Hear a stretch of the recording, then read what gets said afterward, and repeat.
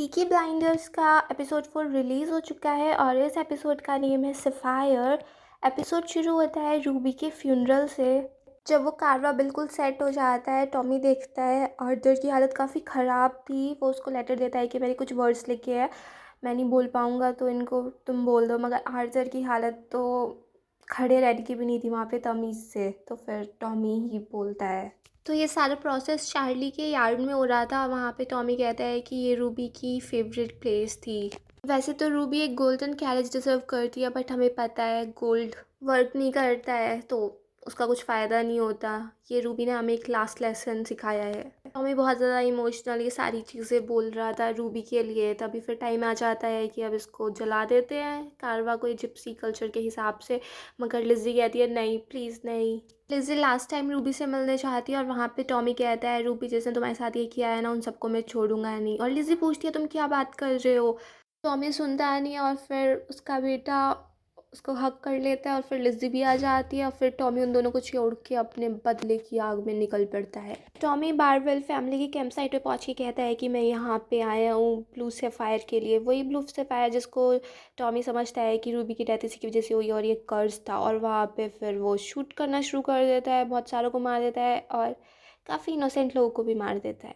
उसका गुस्सा तब भी शांत नहीं होता। फिर वो पेड़ की धुलाई कर देता है और उसके बाद टॉमी वहीं पे बैठ के रोने लगता है।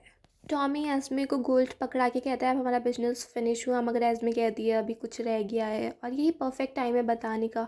भले से लॉर्ड ने तुम्हारी बेटी ले लिया बट तुम्हें एक बेटा दे दिया है। और फिर वो बताती है कि मई 1914 में तुम एक लड़की जेल्डा के साथ सोए थे, फिर वो प्रेग्नेंट हो गई थी मगर तब तक तुम वॉर में चले गए थे। और फिर वो दिखा रही होती है मैंने तुम्हें इसलिए यहीं पे बुलाया क्योंकि वो यहीं पे है। उसने अपना नाम ट्यूक रखा है। वैसे वो चोरी चकारी करता है, उसकी मॉम की डेथ हो चुकी है।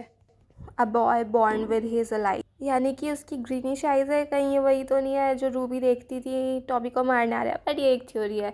टॉमी वहाँ से जाने ही वाला था तो एस्मे कहती है अगर रूबी के जाने के बाद तुम्हारे दिल में कोई होल हो गया हो, जगह बची हो तो मैं इसको बेच सकती हूँ।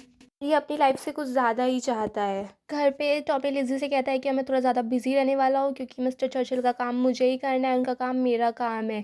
और लिज़ी कहती है कि मैं वहाँ पे बैठ के यही सोचती रही कि तुम रूबी के नाम पे कितने लोगों को मारने गए हो। टॉमी कहता है मैं इन सब रिसर्च के लिए फ़ंड दे दूंगा, बहुत सारी चैरिटी कर दूंगा। और लिज़ी उस पर भड़क पड़ती है कि तुम कब रुकोगे, तुमने कितने लोगों को मार दिया है। और टॉमी कहता है मैं नहीं रुकूंगा। मैंने एक औरत को मारा, 3 आदमियों को मारा, उनकी बॉडीज़ भी हर एक की तरह बोट्स में डाल दी जाएंगी, बट मैं उस बोट से दूसरी बोट पे आना चाहता हूँ। लिज़ी लिज़ी बताती है कि आर्थर आया हुआ है। जब टॉमी आर्थर से मिलता है तो वो अपनी वाइन की कप को फिल होने का वेट कर रहा था। वो कहता है सॉरी कि मैं उस टाइम बोल नहीं पाया। टॉमी कहता है कोई बात नहीं। आर्थर कहता है कि पता नहीं मेरे हेड में कुछ है, ये सब ऐसे जंक सा भरा हुआ है। टॉमी कहता है अब तुम्हें याद है बचपन में एक बार हमने फ़ाइट की थी जब तुम 12 साल के थे और मैं 9 साल का था, और शायद जब मैंने तुम्हें अच्छे से पीट पाट दिया था तो उस टाइम शायद मैंने कुछ ज़्यादा हिट कर दिया इसलिए तुम्हारा दिमाग ऐसा हो गया। आर्थर कहता है तुम्हें शायद अच्छे से याद नहीं है, उस टाइम पे हम दोनों ने ड्रॉ किया था। टॉमी कहता है मुझे हर छोटी छोटी डिटेल याद है, मैं जीता था उस टाइम पे। आर्थर की कंडीशन तो इतनी ज़्यादा ख़राब सी दिखाई है ना, मतलब कि वो बिल्कुल ऐसा लग रहा है कि कितना बूढ़ा हो गया, कितनी टेंशन है उसके सिर पे। मतलब आर्थर की कंडीशन जैसे पोर्ट्रे की गई है ना, बहुत ब्रिलियंट है। और उस पर इसकी एक्टिंग, पॉल एंडरसन की एक्टिंग को ज़बरदस्त एक्टिंग की है। टॉमी की इमोशंस इतने ज़्यादा हावी हैं उस पर, उसको बिल्कुल भी आराम नहीं मिल रहा है। उसके दिमाग में बस सब कुछ केओस है। और जो उसने 4 साल ये छोड़ रखी थी ड्रिंक, आज वो ड्रिंक कर ही लेता है। टॉमी कहता है पॉली के जाने के बाद मेरी लाइफ बस ऐसी थी कि मैं बस आगे बढ़ता जाऊँ, आगे बढ़ता जाऊँ। और जैसी रूबी गई इसने मुझे एकदम ऐसे ज़मीन पे पटक दिया। आर्थर वो जनवरी याद है जब हम बोट पे थे और सारे वहाँ पे कॉप्स आ गए थे, हम ऐसे भागे ऐसे चूहों की तरह इधर से उधर भाग रहे थे और सिर्फ वहाँ पे एक आर्थर ही खड़ा था जो उन सबसे लड़ रहा था। उस दिन मुझे रियलाइज़ हुआ कि उस दिन मैं जीता था तो इसलिए जीता था क्योंकि आर्थर मुझे जीतने देना चाहता था। हमें कहता है कि वो याद है हम टनल में जाते जा रहे थे, हम इतना चलते रहे, हमें पता नहीं था आगे कब है। अच्छा हमें थोड़ी सी लाइट दिखी तो हमें पता चला थोड़ा सा और चलना है। ये टाइम भी बिल्कुल वैसा ही है, बस थोड़ा सा और पार करना है और फिर हम लाइट में ही आ जाएंगे। टॉमी कहता है उसके बाद तुम अपने तरीके बदल देना और मैं इस दुनिया को बदल दूंगा। और फिर वो दोनों हाथ मिलाते हैं। फिर दिखाते हैं टॉमी के घर वो डिनर पार्टी जिसमें आने वाले हैं काफ़ी सारे विलन्स। वो सब आ गए थे, Jack Nelson, captain Swing, Diana Medford और Oswald Mosley. Jack Nelson captain Swing से कहता है कि वो गाना सुनाओ ना, वो रिबेल सॉन्ग। और कैप्टन स्विंग कहती है कि इस घर में मैं कैसे सुना सकती हूँ, अभी यहाँ किसी की डेथ हुई है। और उनकी बातें सुन के डायना मिडफोर्ड कहती है कि मीटिंग वो थी जहाँ पे चांसलर खुद थे और गोरिंग और हिमलर थे, वहाँ हमने बात की कि हम दुनिया कैसे बदलने वाले हैं। ब्रेकफास्ट सर्व हुआ, जब हम एग्स खा रहे थे तो जीव्स को वहाँ पे घास खानी पड़ रही थी।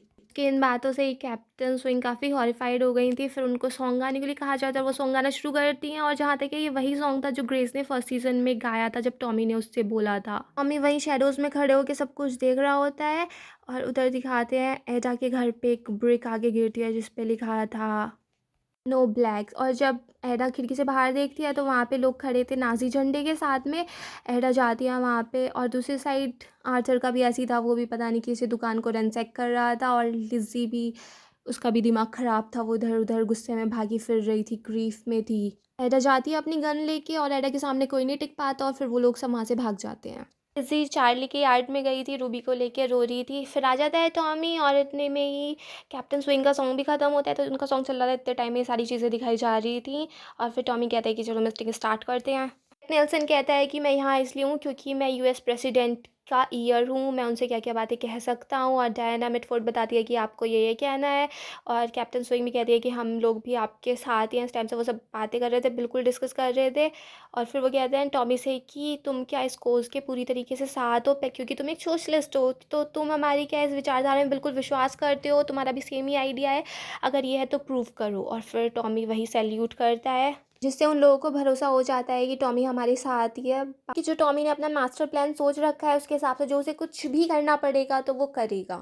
एडा से उसका बेटा कार्ल कहता है कि वो चीज़ हम सबको मरवा के छोड़ेगी। और एडा कहती है जाओ सो जाओ। कार्ल कहता है कि पता है उसकी वजह से लोग स्कूल में मुझसे बात भी नहीं करते हैं, जब वो लोग पावर में आएंगे तो वो उसको छीन के अफ्रीका भेज देंगे। ये सारी बातें वो अपनी बहन के लिए बोल रहा होता है। एडा कहती है उसका तो छोड़ो, अपना तो देखो, तुम भी तो हाफ जिप्सी हो, तुम्हारा क्या होगा। और वैसे मैंने तुम्हें एक बात बताई नहीं थी, तुम्हारे फादर ज्विश थे, तो देख लो तुम्हारा क्या होने वाला है फ्यूचर में। उधर मीटिंग में फिर जैक नेल्सन कहता है कि जब तुम अब हमारे साथ ही हो तो हमारा बिजनेस स्टार्ट हो जाता है। उसके बाद टॉमी के इमोशंस काफ़ी ऊपर नीचे थे, वो रूबी की चेयर बार बार देखे जा रहा था और फिर वो मीटिंग से उठ के चला जाता है। फिर अपने इमोशंस को वो कंट्रोल कर नहीं पा रहा था और फिर फायर पे फायर करता रहता है। जी टॉमी से कहती है कि हॉस्पिटल से वो कई बार उनका लेटर आ चुका है, वो तुमसे ज़रूरी मिलना चाहते हैं, बहुत ही ज़रूरी काम है। वहाँ पे टॉमी अपनी जो भी मीटिंग में कुछ हुआ था वो सबको डिटेल उसकी रिपोर्ट बना रहा था कि मुझे चर्चिल को ये भेजनी है। अब अगर मैं ये रिपोर्ट अभी बना दूंगा तो मुझे सारी चीज़ें याद रहेंगी, मैं वर्ड टू वर्ड लिख सकता हूँ, वरना बाद में मुझे चीज़ें याद नहीं रहेंगी। नेक्स्ट सीन में दिखाते हैं मोस्ले एंड जीना ग्रे का अफेयर चल रहा होता है और टॉमी ने देख लिया था और टॉमी जीना से मिलने जाता है। टॉमी कहता है जब मेरा एक बार बिजनेस स्टार्ट हो जाता है तो मैं अपने सब बिजनेस पार्टनर्स पे अच्छे से ध्यान देता हूँ, और ये तो मुझे पहले ही पता चल गया था।